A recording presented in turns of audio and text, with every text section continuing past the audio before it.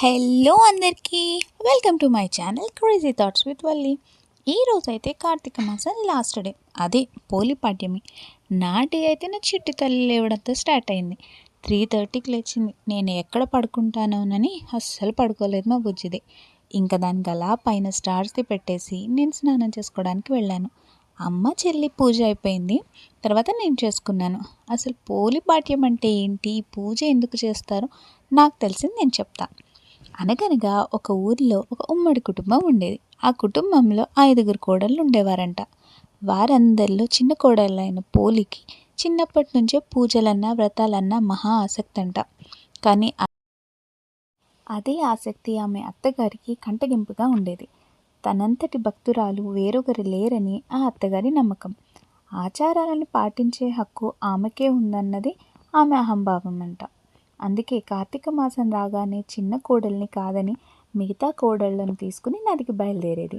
అక్కడ తన కోడళ్లతో కలిసి చక్కగా నది స్నానం చేసి దీపాలను వెలిగించుకుని వచ్చేసేది. ఈలోగా కోడలు ఎక్కడున్నా దీపం పెడుతోందన్న అనుమానంతో దీపం పెట్టేందుకు కావలసిన సామాగ్రి ఏది ఇంట్లో లేకుండా జాగ్రత్త పడి మరీ బయలుదేరేవారంట అత్తగారు.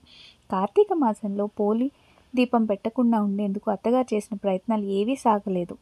పెరట్లో ఉన్న పత్తి చెట్టు నుంచి కాసింత పత్తిని తీసుకుని దాంతో వత్తించేసి పోలి దానికి కవ్వానికి ఉన్న వెన్నని రాసి దీపాన్ని వెలిగించేదంట. ఆ దీపం కూడా ఎవ్వరికీ కనిపించకుండా ఉండేందుకు దాని మీద ఒక బుట్టని బోర్లించేదంట.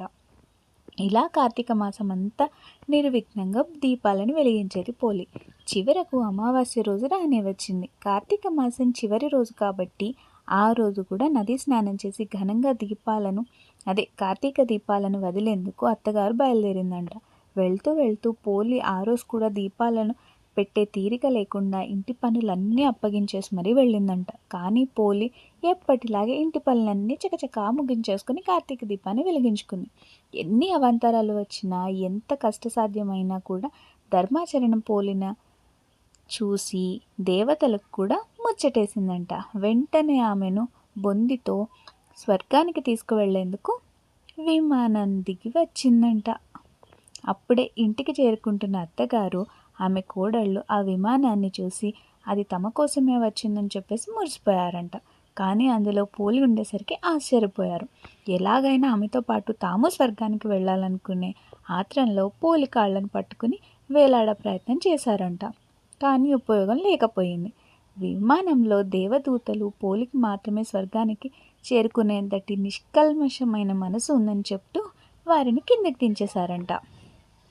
ఈ నేపథ్యంలో తెలుగునాట స్త్రీలంతా పోలిని తలుచుకుంటూ అమావాస్య రోజు ఉదయాన్నే అరటి డొప్పులో వత్తులు వెలిగించి నీటిలో వదులుతారు. ఈ నగర జీవితంలో మనకు దగ్గరలో చెరువులు, నదులు అందుబాటులో లేవు కాబట్టి టబ్బుల్లో ఈ దీపాలను వదిలేసి ఆచారాన్ని రూపాంతరం చేశారు.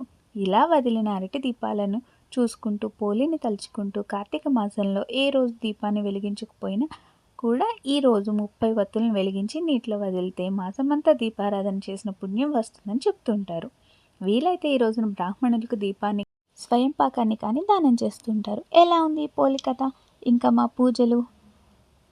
పూజలు అయితే అయిపోయాయి. 6:30కి అయితే అమ్మ టీ ఇచ్చింది.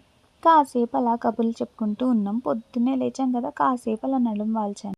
అంతే, మా డే అయితే ఇలా స్టార్ట్ అయింది. వీడియో కనుక నచ్చితే లైక్ చేసి షేర్ చేయండి. ఇలాంటి మరిన్ని వీడియోస్ కోసం సబ్స్క్రైబ్ చేసుకోండి.